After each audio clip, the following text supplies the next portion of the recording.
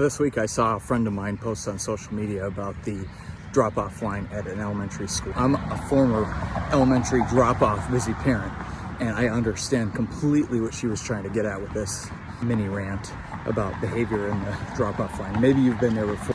If you keep watching this, you're gonna get some tips on how to survive, not necessarily the drop-off line, but the frustration of things that come up in life. This person posted about, the behavior at the line and the frustration of people getting out and stopping and all that stuff. I was speaking with a group this week on how to handle things that are frustrating, triggering situations, so that you don't burn yourself out and actually do damage to your own mental health.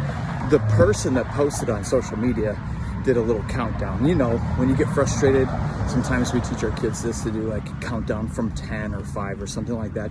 And at the end of the post, this person put this word, "Gusfaba," and I was like, what does that mean? And I had to look it up. When I looked up the word "Gusfaba," I found that it was quoted from a movie called Anger Management with Adam Sandler and Jack Nicholson. Seen that movie, I just forgot about the word. The word doesn't really mean a whole lot of things. It's rumored to be an Eskimo word that helps them reattach themselves to calm, right? When you get frustrated, it literally means to calm down. And so in this movie, it was a therapist's recommendation to one of the characters to manage his anger by he's just saying the word "Gusfaba" instead of lashing out or having a meltdown. I think this is a very useful way to manage anger, is to have a trigger word, something that you do, an action, a ritual for you to get rid of anger. The best way sometimes to get rid of anger is to let it go and do something that's releasing. Movement.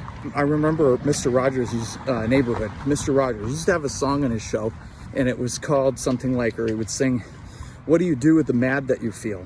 And I remember some of the recommendations in the song was, pound some dough, go outside, play a game of tag, see how fast you can go.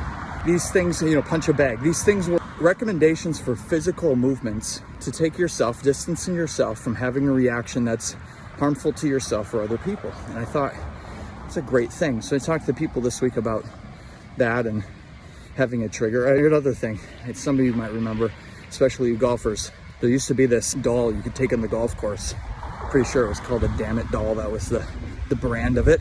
But it had arms you could rip off, you could toss it on the ground. It's a stuffed animal kind of thing. But it was a way for you to immediately release your frustrations of yanking one into the woods or the water instead of breaking your club or taking it out on your teammates or having 6 more bad holes. You just got it out. So those kind of things can be really helpful for people to release anger. Part of my fitness professionalism is to be able to teach people how to do yoga, which includes mindfulness, breath work, moving meditation. We use breath work to release anger. We also use some of these cues like visualization to release anger, to back ourselves down from a triggering situation that's frustrating. You're feeling anxious, angry, frustrated, those kinds of things. Those are real emotions. But before we go over the edge and we do something harmful to ourselves or other people, getting ourselves into a troubling situation more than we're in, we have to have some anchors. We have to have some actions to bring us back to a state of calm. You can subscribe to my channel here for more tips like this, motivation, mindfulness, meditations, and there's a sprinkling of some fitness things on my channel here. Or otherwise, you ought to also follow me over on Instagram at Coach Brian Tass. Take a scroll through my content and find more tips about losing weight for busy professional parents. That's a lot on there. Ideas for meal planning. That's all on there. And ways to diffuse yourself or empower yourself to be the best version that you can be.